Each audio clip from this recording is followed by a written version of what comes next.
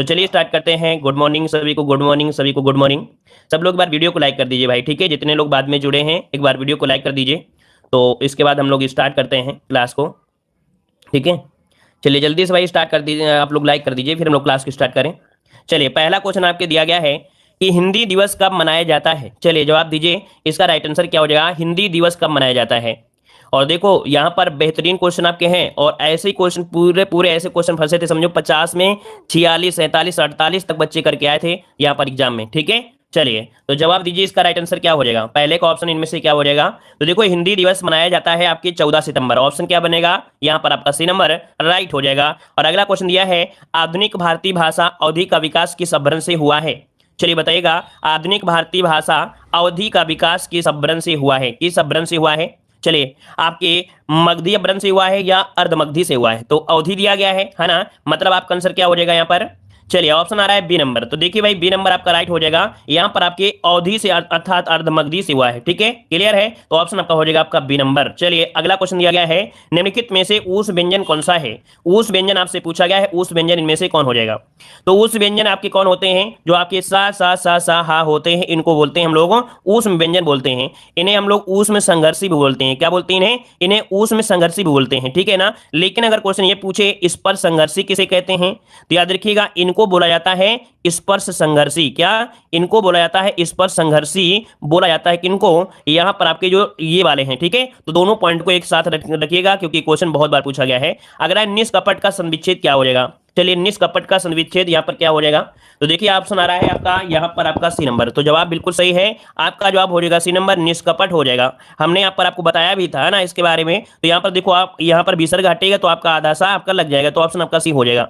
अगला क्वेश्चन दिया है, उल्लास में कौन सी संधि है। उल्लास में कौन सी संधि है। तो देखिए उल्लास में तो यहाँ पर बनेगा क्या, उत्धन लास है ना, उत्धन लास, अर्थात ये जो आधा ला है वो ता में कन्वर्ट हो जाएगा और ये व्यंजन आपका संधि हो जाएगा। तो ऑप्शन जिसका आ रहा है बी नंबर राइट हो जाएगा, व्यंजन संधि। अगला क्वेश्चन आपसे दिया है, निम्नलिखित में से अशुद्ध वर्तनी वाले शब्द का चयन करना है।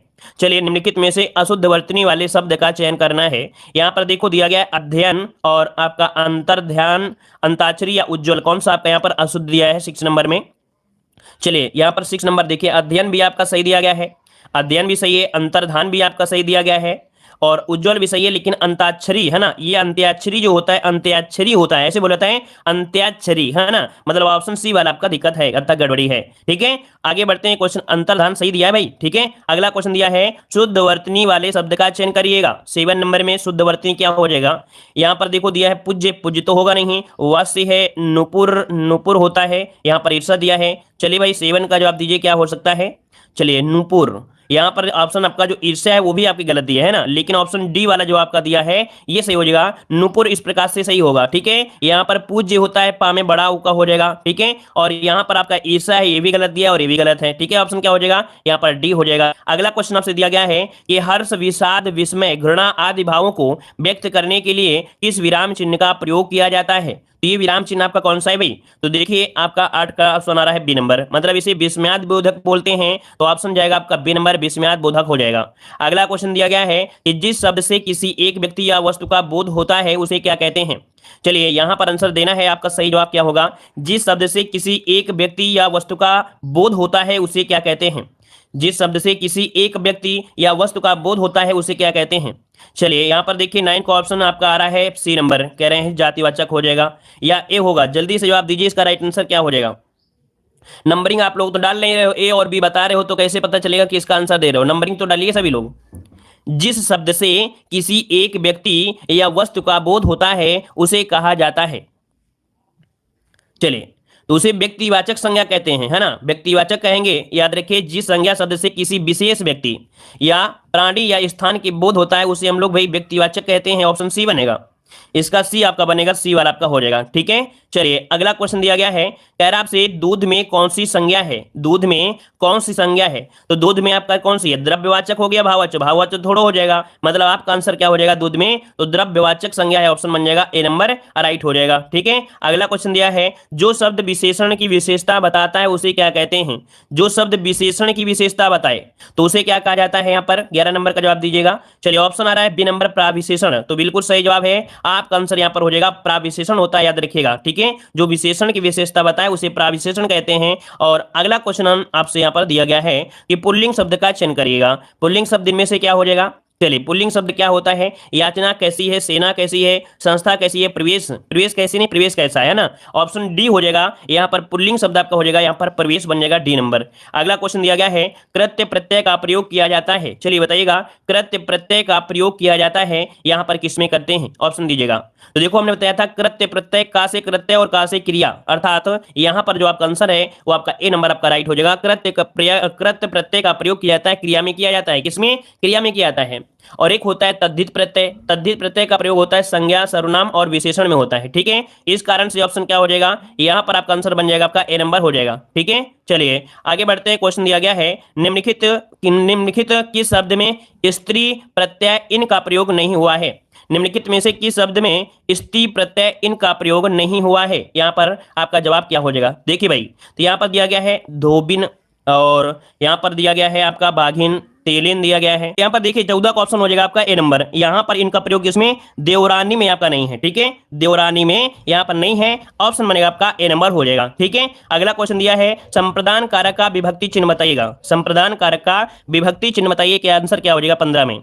चलिए 15 का ऑप्शन, तो देखिए यहाँ पर संप्रदान कारक का हो जाएगा कौन सा? यहाँ पर संप्रदान को के लिए क्या होता है भाई? संप्रदान को के लिए, यहाँ पर आंसर क्या हो जाएगा? सी नंबर हो जाएगा, बिल्कुल सही है, सी नंबर। अगला क्वेश्चन है कि आप किस प्रकार का सर्वनाम है? आप किस प्रकार का सर्वनाम है? चलिए थोड़ा स्पीड में हम लोग यहाँ पर टेस्ट को लगाएंगे, ठीक है। और जो लोग भाई वीडियो को लाइक नहीं किए हैं तो कम से कम वीडियो को तो लाइक कर ही सकते हैं सभी लोग, है कि नहीं। चलिए तो यहाँ पर बताइए क्वेश्चन नंबर आपका 16 नंबर क्या दिया गया है? कह रहा आपसे आप किस प्रकार का सर्वनाम है? आप, तो आप में क्या होता है? निज के लिए प्रयोग होता है, मतलब ऑप्शन बन जाएगा ए नंबर। अगला क्वेश्चन दिया है निम्नलिखित में से कौन सी प्रेरणार्थक क्रिया है? कौन सी प्रेरणार्थक क्रिया है? लिखवाना, चलना या गरमाना, क्या बनेगा? ऑप्शन ये हो जाएगा ना, लिखवाना एक ऐसी क्रिया है, ये प्रेरणार्थक क्रिया है। प्रेरणार्थक क्रिया दो प्रकार की होती है, प्रथम प्रेरणार्थक और द्वितीय प्रेरणार्थक, तो ऑप्शन आपका ए हो जाएगा। अगला क्वेश्चन दिया गया है कि वह घर पहुंच गया वाक्य में किस प्रकार की क्रिया का प्रयोग हुआ है? वह घर पहुंच गया वाक्य में किस प्रकार की क्रिया है? तो देखिए यहां पर आपका हो जाएगा कैसी? वह घर पहुंच गया, पहुंच गया मतलब यहां जो क्रिया है वो आपकी संयुक्त क्रिया है। क्या है भाई? संयुक्त क्रिया है, पहुंच गया यहां पर आपकी संयुक्त क्रिया है, ऑप्शन आपका डी हो जाएगा। अगला है गाय का बहुवचन बताइए। गाय का बहुवचन क्या होता है? गाय का पूछा गया है तो गैये होगा कि गौएं होगा, क्या बनेगा? गायें हो जाएगा, ऑप्शन बनेगा ए नंबर गायें। अगला है कि पुस्तक पढ़ी जाती है इस वाक्य में किस वाच्य का प्रयोग हुआ है? पुस्तक पढ़ी जाती है इस वाक्य में किस वाच्य का प्रयोग हुआ है? चलिए 20 का जवाब दीजिएगा, आपका सही जवाब क्या हो जाएगा? तो देखो पुस्तक पढ़ी जाती है, पुस्तक क्या है आपका? एक कर्म है, अर्थात ऑप्शन क्या बनेगा? बी नंबर आपका कर्मवाच्य हो जाएगा। आगे बढ़ते हैं, क्वेश्चन दिया गया है निम्नलिखित में से कौन सा शब्द तुर्की भाषा का नहीं है? तुर्की भाषा का नहीं है, यहां पर जवाब दीजिए, आपका सही जवाब क्या हो जाएगा? चलिए तुर्की भाषा का बेगम, पैगंबर, बारूद और आपका चेचक, यहां पर देखिए आपका आंसर क्या हो जाएगा? तो देखिए यहां पर जो दिया गया है बेगम, बारूद और चेचक ये है, लेकिन पैगंबर आपका ये तुर्की भाषा का आपका नहीं है, ठीक है ना। और ये आपके अरबी भाषा से आया है शायद, ठीक है, ऑप्शन बी हो जाएगा। अगला है उसने मुरारी को मारा था। उसने मुरारी को मारा था, इस वाक्य में भूतकाल का कौन सा प्रकार है? उसने मुरारी को मारा था, मतलब 22 को ऑप्शन जो बनेगा ये है क्या? पूर्ण भूत हो जाएगा, क्योंकि क्रिया क्या है? पूरी हो चुकी है, क्रिया पूरी हो चुकी है, तो ऑप्शन आपका डी हो जाएगा। अगला है कि कुछ किस प्रकार का परिमाणवाचक क्रिया विशेषण है? कुछ दिया है, कुछ किस प्रकार का परिमाणवाचक क्रिया विशेषण है? चलिए 23 का ऑप्शन क्या हो जाएगा? तो देखो कुछ मतलब क्या होता है, जिसे बोलते हैं थोड़ा, थोड़ा मतलब होता है न्यूनता बोध बता रहा है, ये न्यूनता बोधक को प्रदर्शित कर रहा है, तो ऑप्शन आपका बी हो जाएगा। अगला क्वेश्चन दिया है ए ऐ का उच्चारण स्थान आपका कौन सा है? ए ऐ का उच्चारण स्थान बोला गया है, चलिए आपका जवाब क्या हो जाएगा?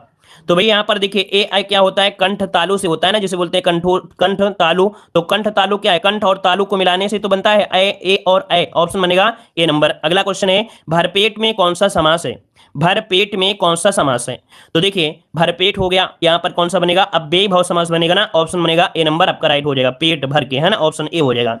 यहाँ पर जो भर शब्द आपका है यही क्या है? इसका मेन आपका है, अर्थात ये प्रधान है आपका है, ठीक है। पेट तो सभी होते हैं, पेट तो बहुत होते हैं, लेकिन पेट में अगर भर लगाओगे इसका मतलब पेट भर गया, तो आपका यहाँ पर भर लगाने से इसकी प्रधानता हो गई। अगला है झूठ मत बोलो, इस वाक्य में मत कौन सा निपात है? देखिए निपात की संख्या होती है 9 होती है, ठीक है। निपात की संख्या क्या होती है? आपकी 9 होती है। और मत मतलब आपको निगेटिव दिखा रहा है, निगेटिव मतलब हो जाएगा निषेध बोधक, ऑप्शन क्या बनेगा? डी नंबर आपका हो जाएगा। अगला है स्त्रीलिंग शब्द का चयन कीजिएगा। स्त्रीलिंग शब्द का चयन करना है। स्वर्ग कैसा है? दंड कैसा है? यवन कैसा है? जाति कैसी है? तो जाति कैसी है, ऑप्शन सी आपका हो जाएगा। अगला क्वेश्चन दिया है, देखो दमदार क्वेश्चन आपके हैं, बहुत ही लाजवाब क्वेश्चन आपके हैं, समझिएगा, ऐसा ही बिल्कुल पेपर देखने को मिलता है एग्जाम में, ठीक है। चलिए निम्नलिखित में से तत्सम शब्द का चयन करिएगा। तत्सम शब्द में से क्या हो जाएगा? गहरा, तीखा, अटारी, निकृष्ट। यहाँ पर ऑप्शन जो आपका बी नंबर है ये आपका राइट हो जाएगा, निकृष्ट हो जाएगा। अगला है उन्मेख किस प्रकार का शब्द है? उन्मेख किस प्रकार का शब्द है? यहाँ पर जवाब दीजिएगा। चलिए तो उन्मेष, देखो इसका बदलेंगे तो उन्मेष होता है, अर्थात ये खा है और खा वाला होता है आपका तद्भव होता है, ठीक है ना। अगर उन्मेष हो जाता है तो हम लोग तत्सम कहते हैं, लेकिन उन्मेख है तो ये आपका तद्भव है, ऑप्शन आपका सी हो जाएगा। अगला क्वेश्चन दिया है निम्नलिखित में से किस शब्द में उप उपसर्ग नहीं लगा है? उप उपसर्ग नहीं लगा है तो 30 का देखिएगा, तो ये उप इसमें भी निकल सकता है, इसमें भी निकल सकता है, इसमें, लेकिन इसमें निकला है उत। इसमें कैसा है? उत, धन, थान, उत्थान, है ना, तो यहाँ पर क्या है? उत आपका उपसर्ग है, ऑप्शन सी। अगला क्वेश्चन दिया है निम्नलिखित में से कौन सा सर्प का पर्यायवाची नहीं है? सर्प का पर्यायवाची नहीं है, यहां पर देखिए आपका सही जवाब क्या हो जाएगा। चलिए सभी लोग जवाब देने का प्रयास करेंगे। तो देखो यहां पर जो दिया गया है पर्यायवाची, यहां पर सर्प का पर्यायवाची उरग होता है, फणी होता है, पनंग होता है, लेकिन हिरण्य नहीं होता है, तो ऑप्शन क्या हो जाएगा? सी नंबर हो जाएगा। अगला क्वेश्चन दिया है निम्नलिखित में से कौन सा शब्द विशेषण नहीं है? कौन सा शब्द विशेषण नहीं है? 32 को ऑप्शन लॉक करिएगा। तो देखिए भाई विशेषण, यहां पर देखो दिया गया है आश्रित, ये विशेषण है। अपराधी, है ना, जैसे अपराध होता है तो अपराधी विशेषण हो गया। आग होता है तो आग का आग्नेय हो गया, तो ये भी विशेषण है, लेकिन ये अर्थ इसका विशेषण नहीं, अर्थात जो अर्थ है ये विशेषण नहीं है, ऑप्शन आपका डी हो जाएगा। आगे बढ़ते हैं, क्वेश्चन दिया गया है वाचस्पति की समास का समस्त पद है, 33 को ऑप्शन देना है, आपका सही जवाब क्या हो जाएगा? तो भाई वाचस्पति ये किसका होगा? अलुक तत्पुरुष समास होगा, इसका ऑप्शन बी हो जाएगा, अलुक तत्पुरुष समास हो जाएगा, ठीक है। अगला क्वेश्चन दिया गया है, वैसे इसमें कई अपवाद मिलते हैं। अगला क्वेश्चन है वही मनुष्य है जो मनुष्य के लिए मरे, इस पंक्ति में कौन सा अलंकार है? वही मनुष्य है जो मनुष्य के लिए मरे, इस पंक्ति में कौन सा अलंकार है? यहां पर दीजिएगा ऑप्शन। चलिए यहां पर देखिए ऑप्शन क्या हो जाएगा, ये किसमें मिलता है? वही मनुष्य है जो मनुष्य के लिए मरे, तो छह का नहीं है, लेकिन लटा अनुप्रास में हो जाएगा, ऑप्शन बनेगा आपका बी नंबर। ये लटा अनुप्रास होता है, लटा अनुप्रास। आपने अलंकार का वीडियो नहीं देखा है तो देख लीजिएगा, लटा अनुप्रास। अगला क्वेश्चन दिया है निम्नलिखित में से कौन सा इच्छावाचक वाक्य है? इच्छा कौन सा, बताइए कौन सा ऑप्शन बनेगा? इच्छावाचक में कह रहे हैं मैंने खाना खाया, तुम्हारा नाम क्या है? मैंने कहा होगा तुम अपने कार्य में सफल रहो। देखो यहां पर दिया है तुम अपने कार्य में सफल रहो, जैसे हमने बताया था कि भगवान आप अच्छी हो, मतलब आपकी उम्र, मतलब ऐसे बोलते हैं ना कि आपकी यात्रा सुख मंगलमय हो, मतलब जब इच्छा प्रकट की जाती है तो वहां पर ऐसे ही शब्द का प्रयोग होता है, तो ऑप्शन क्या हो जाएगा? आपका डी नंबर हो जाएगा। अगला क्वेश्चन दिया गया है कि अशुद्ध वाक्य का चयन करें, यहाँ पर अशुद्ध वाक्य आपका कौन सा है? 36 वाले में ऑप्शन दीजिएगा। चलिए भाई 36 नंबर में देखिए भाई 36 नंबर में दिया गया है कि हम तो अवश्य जाएंगे, है ना, थोड़ी देर बाद वे वापस लौट। देखो वापस भी है और आपका लौट दिया है, दो चीज नहीं होना चाहिए एक साथ में आता, तो ऑप्शन बी नंबर यहाँ पर क्या हो गया? अशुद्ध मिल गया, ऑप्शन बी हो जाएगा। अगला क्वेश्चन आपसे दिया है कुंभिल किसका पर्यायवाची शब्द आपका है? कुंभिल किसका पर्यायवाची शब्द आपका है? कुंभिल किसे कहा जाता है? जो चोर होता है, याद रखिए चोर, चोर को हम बोलते हैं खनक भी, क्या बोलते हैं? खनक भी बोला जाता है, खनक, ठीक है। जैसे घर में आते हैं और रात में बर्तन खनक जाते हैं तो बोलते हैं ना चोर आ गया क्या, तो खनक भी बोला जाता है चोर को। तो ये क्वेश्चन अभी पूछा गया था आरओ एग्जाम में, ठीक है, तो याद रखिए चोर हो जाएगा ए नंबर। अगला क्वेश्चन दिया है निम्नलिखित में से कौन सा शब्द सफल का विलोम नहीं होगा? सफल का विलोम नहीं होगा, 42 नंबर में जवाब दीजिएगा। चलिए तो देखिए भाई 42 की अगर हम बात करते हैं, सफल का विलोम असफल होता है, विफल होता है, निष्फल होता है ना, लेकिन यहाँ पर जो कुफल दिया है क्या होगा? क्या नहीं होगा ना, ऑप्शन आपका सी हो जाएगा। अगला है ठेठ हिंदी का ठाठ किसकी रचना है? ठेठ हिंदी का ठाठ किसकी रचना है? 43 को ऑप्शन दीजिएगा।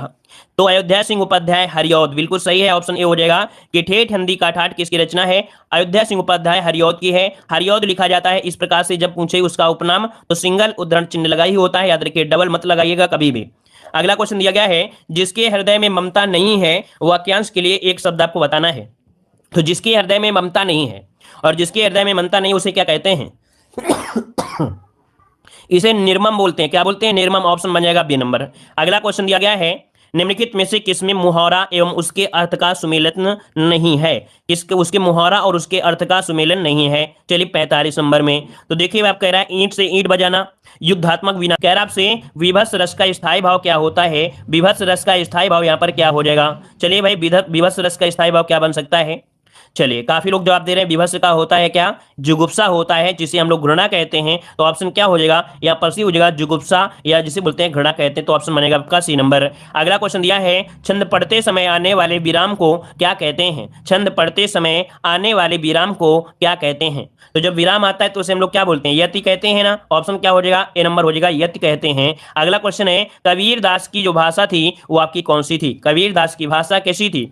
चलिए सदुकड़ी थी ना, तो ऑप्शन क्या हो जाएगा यहाँ पर बी नंबर पंचमेल खिचड़ी, या इसे बोलते हैं सदुकड़ी, या इन्हें बोला जाता है कवि, इन्हें वाणी का डिटेक्टर किसे कहा जाता है। ये कई प्रकार की वाणी बोल लेते थे, है ना, कई प्रकार की भाषा आती थी, इसीलिए इन्हें वाणी का डिटेक्टर भी कहा जाता है। किसे? कबीरदास को कहते हैं। तो इसका ऑप्शन हो जाएगा बी नंबर। अगला क्वेश्चन दिया है अधिसूचना का अंग्रेजी अनुवाद पूछा गया है। अधिसूचना का अंग्रेजी अनुवाद क्या होता है? चलिए अधिसूचना नोटिफिकेशन, है ना, आप लोगों के पास सूचना पहुंच गई अर्थात नोटिफिकेशन हो गया। तो ऑप्शन क्या बन गया? सी नंबर यहाँ पर। चलिए सभी को धन्यवाद, सभी को जय हिंद, सभी को वंदे मातरम। आज की क्लास यहीं रखते हैं।